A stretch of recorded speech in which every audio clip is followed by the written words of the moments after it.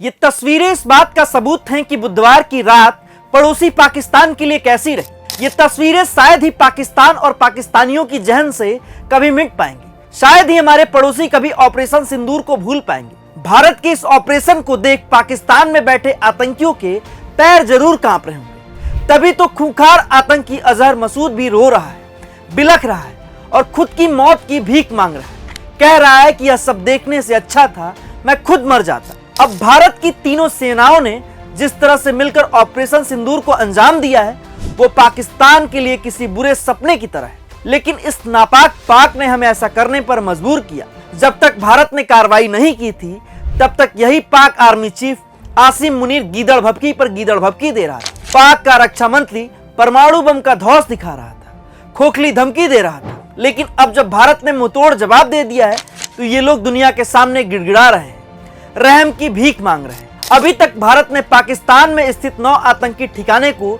नस्तनाबूद कर दिया है। इन 9 आतंकी ठिकानों में से 4 पाकिस्तान में थे और 5 पीओके में थे। भारतीय सेना ने पीओके में बाघ, कोटली, भीमबेर और चेक आमरू में हमला किया है। वहीं पीओके में मुजफ्फराबाद, गुलपुर, सियालकोट, मुरीदके और बहावलपुर में एयर स्ट्राइक की।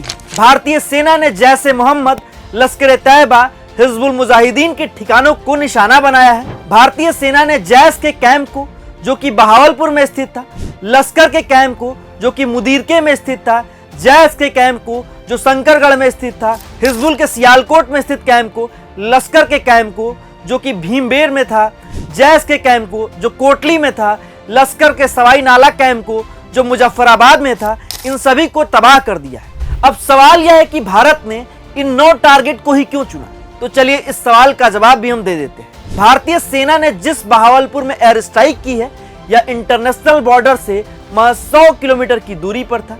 यहाँ जैश ए मोहम्मद का हेडक्वार्टर है। इंडियन आर्मी ने बहावलपुर में जैश ए मोहम्मद के कैंप सुभान अल्लाह को उड़ा दिया है। यहीं पर पुलवामा हमले की साजिश रची गई थी।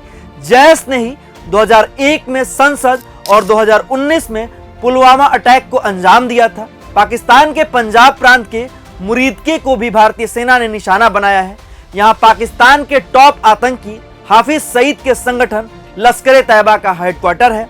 यह लाहौर से महज 30 किलोमीटर की दूरी पर है। हाफिज सईद ने साल 2008 के मुंबई हमले की साजिश रची थी। भारत ने मुदीरके में लश्कर के कैंप तैयबा को उड़ाया है। इसे 2000 में बनाया गया था और लश्कर के आतंकियों का यह अहम ठिकाना था। इस कैंप को बनाने के लिए ओसामा बिन लादेन ने 1 करोड़ रुपए का चंदा दिया था। कसाब सहित मुंबई हमले के आतंकियों ने यहीं से ट्रेनिंग ली थी। सियालकोट पर भी एयर स्ट्राइक की गई है। यहाँ हिजबुल मुजाहिदीन का ठिकाना है। भारतीय सेना ने यहाँ महमूना पर हमला किया है। यहाँ हिजबुल के आतंकियों को ट्रेनिंग दी जाती थी। आतंकियों को जम्मू कश्मीर में घुसपैठ करने के लिए तैयार किया जाता था, जो कि आए दिन करते भी थे। वहीं मुजफ्फराबाद के सवाई नाला कैंप पर भारत ने मिसाइल दागी है। इसे भी साल 2000 में लश्कर ने बनवाया था। यहाँ लश्कर के आतंकियों को ट्रेनिंग दी जाती थी।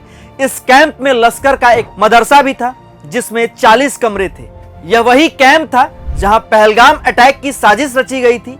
यहीं की सैयद बिलाल मस्जिद पर भी हमला किया गया है। जम्मू के पूंछ राजौरी से लगभग 35 किलोमीटर दूर स्थित गुलपुर पर भी अटैक हुआ है। यहाँ लश्कर तैयबा का कैंप है। अप्रैल 2023 में पूंछ और जून 2023 में तीर्थयात्रियों की बस की अटैक की साजिश भी यहीं से रची गई थी। भारतीय सेना ने भीमबेर में भी लश्कर के कैंप को उड़ा दिया है। यहाँ 100 से 150 आतंकी रहते थे। जनवरी 2023 में राजौरी और जून 2024 में तीर्थयात्रियों पर हमले की साजिश इसी कैंप से रची गई थी।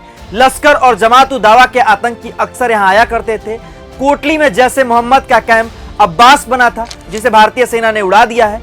यह कैंप कोटली के मिलिट्री कैंप से सिर्फ 2 किलोमीटर की दूरी पर था। इस इमारत में 40 से 50 आतंकी रहते थे। जैश के संस्थापकों में एक हाफिज अब्दुल शकूर यहाँ कमांडर था। शंकरगढ़ में जैश का तेहरा कला फैसिलिटी थी जिसे भारत ने निशाना बनाया है। जैश का यह ठिकाना अंतर्राष्ट्रीय सीमा से 6 किलोमीटर की दूरी पर था। भारत में घुसपैठ और हमले के लिए आतंकियों को यहीं से ट्रेनिंग दी जाती थी। इसी जगह से जैश के आतंकी ड्रोन के जरिए हथियार भेजते थे। इस तरह भारत ने पाकिस्तान में आतंकवाद के कुल 9 स्कूलों को तहस नहस कर दिया है, जिसके बाद से पाकिस्तान छटपटा रहा है और वैश्विक पटल पर अपनी छटपटाहट दिखा रहा है।